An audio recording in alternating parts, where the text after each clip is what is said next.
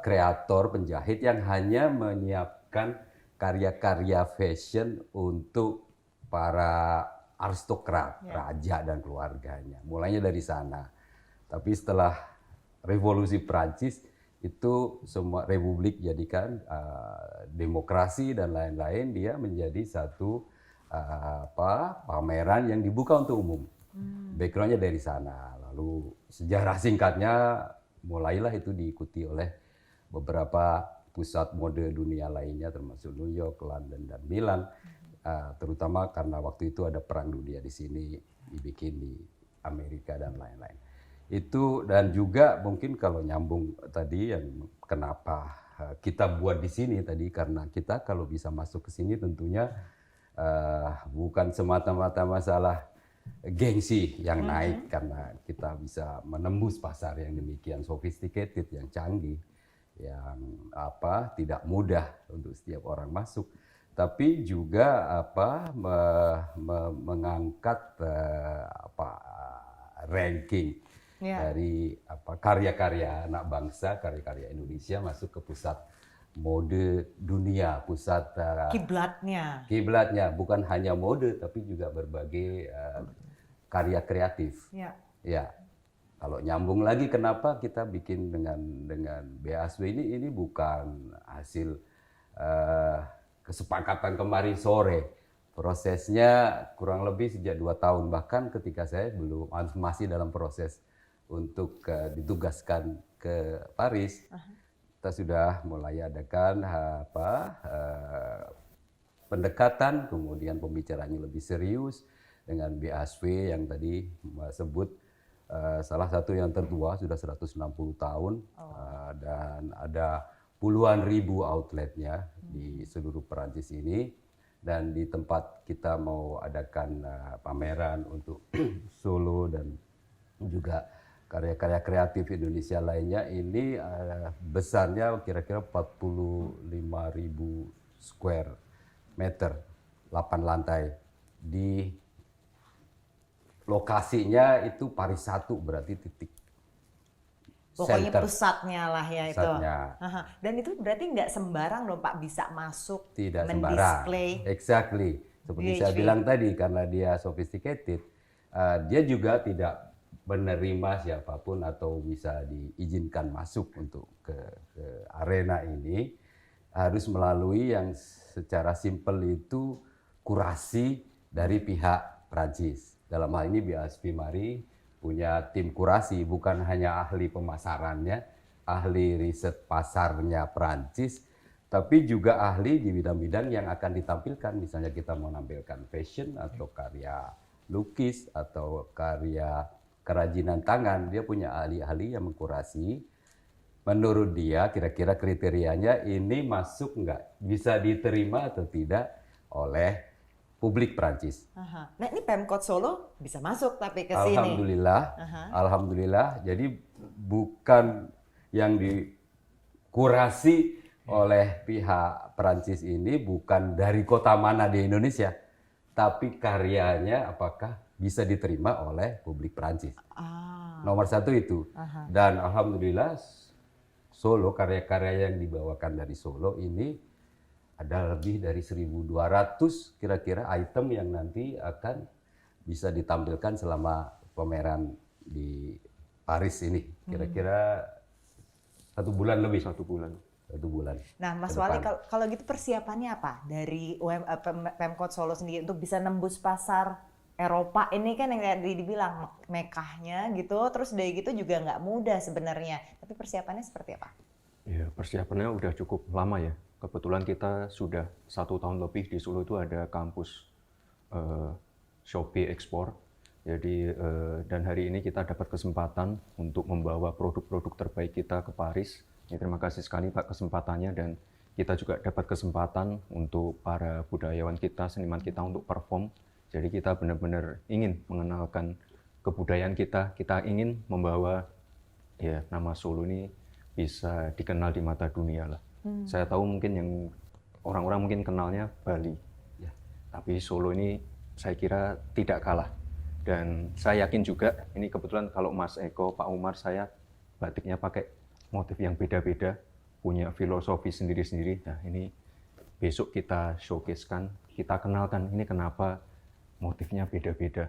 Kemarin juga teman-teman dari BHV juga sempat saya antar ke beberapa pabrik di kota Solo. Kita kenalkan kenapa harganya bisa ada range yang 500 sampai puluhan juta. Kita pengen mereka tahu apa step by step pembuatan batik itu seperti apa. Dan sekali lagi, setiap motif, setiap warna yang ada di batik itu sendiri yang kita pakai ini punya filosofi sendiri-sendiri, dan itu yang membuat batik itu kaya. Dan sekali lagi karena batik ini sudah diakui oleh UNESCO, nah kita pengen lah sekali lagi kita pengen batik ini dikenal di mata dunia. Iya, itu tadi ada story-nya di balik produknya. Dan nggak hanya batik kan Mas, ada keris dan lain-lain. Semuanya kita bawa, jadi handicraft kita, kerajinan-kerajinan kita, semuanya kita bawa. Kita pilih yang terbaik, sudah kita kurasi semua, dan ya insya Allah bisa diterima di tempat yang luar biasa ini ya Pak ya. Dan yang menarik kayak gini mungkin Mas Gibran, perlu orang tuh perlu juga tahu culture tuh di sini kan dihargain banget di Perancis. Nah, Solo juga sebagai kayak batik kan ini sebagai identitasnya Jawa gitu, identitasnya Solo gitu.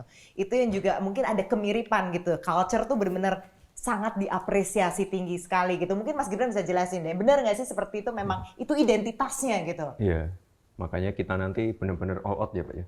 Ada mungkin satu ruas jalan yang kita tutup untuk nanti Mas Eko perform bersama teman-temannya, dan ya itu tadi mengenalkan budaya kita. Dan kalau kita lihat Mas Eko ini sudah berkali-kali melakukan gladi bersih.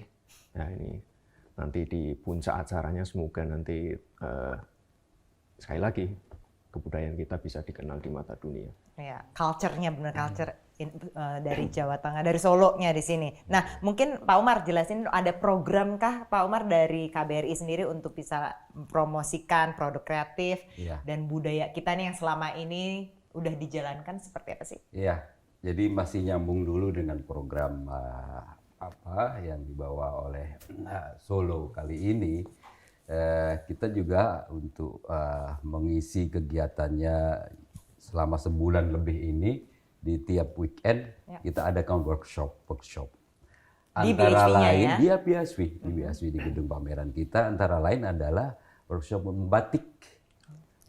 Jadi nanti ada bimbingan terhadap masyarakat yang tertarik untuk merasakan sendiri dan menyaksikan bagaimana membatik, dan mereka bisa praktek, akan diberi kursus kilat sehingga merasakan bagaimana seni membatik itu sehingga terjadi atau menghasilkan karya-karya yang saya bangga, bagus-bagus dan bisa kita tampilkan dengan baik. Tapi secara umum kita aktif mempromosikan budaya.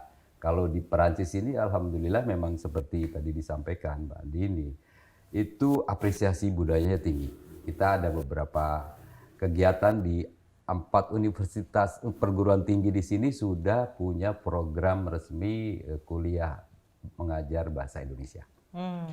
Banyak mahasiswanya, dan kita juga di KBRI membuat kursus bahasa Indonesia untuk penutur asing itu. Tahun ini pesertanya sudah 260-an. Tahun lalu wisuda Desember 290-an untuk dari satu level ke level lainnya. Dan juga ada 4 universitas lagi yang punya jurusan etnomusikologi, itu mengajarkan gamelan dan wayang, atau wayang kulit tampilan, sampai sudah ada yang Every terakhir di Nanterre juga University sudah menampilkan pagelaran wayang kulit dengan dalang orang lokal, pakai bahasa lokal. Tapi yang unik, kalau teman-teman sempat ikut di pemberitaannya, tetap bisa membuat di saat goro-goronya itu bisa membuat orang lokal ketawa dengan guyonan punakawan dalam bahasa Perancis. Wow. Jadi bisa collab lebih lanjut lagi dong nih Pak sama Pemkot Solo. Intinya saya kira ini, karena hubungan antar negara itu dasarnya akhirnya yang sustainable, yang jangka panjang adalah budaya, saling pengertian antar culture satu sama lain. Dari atas situ kita bisa yakin hubungan lainnya, ekonomi kah, untuk kerjasama pertahanan kah, untuk kerjasama budayaan atau pendidikan yang lain itu akan lebih solid dan berjangka panjang karena ada apresiasi budaya satu sama lain. Ya. Jadi soft diplomacy Indonesia Soft juga diplomasi menjadi core-nya dari kerjasama yang saling menguntungkan di berbagai bidang. Dari Mas Gibran, ekspektasinya apa nih? Sebulan loh Mas di VHV ini untuk UMKM Solo. Apa kira-kira ekspektasinya? Ya, ini luar biasa sekali ya Pak. 1 bulan itu ya waktu yang cukup lama. Kita punya kesempatan untuk men-showcase-kan produk-produk terbaik kita. Ya harapannya warga lokal atau manapun itu bisa menerima produk-produk kita. Dan sekali lagi kita pengen mengenalkan terutama batik ya. Jadi apa?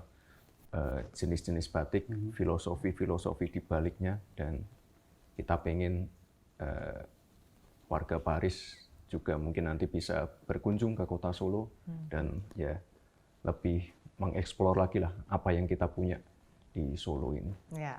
Jadi kita tadi udah dengar gimana Solo goes to Paris, nanti kita tunggu Paris goes to Solo, tapi salah satu produk yang dibawa ada produknya Anso. Nah guys, gimana nih? Dibawa loh produk kalian ini ke Paris, rasanya gimana? Coba silakan Dik. Ya, pertama sih kita pasti sangat bangga ya Pak, Mbak.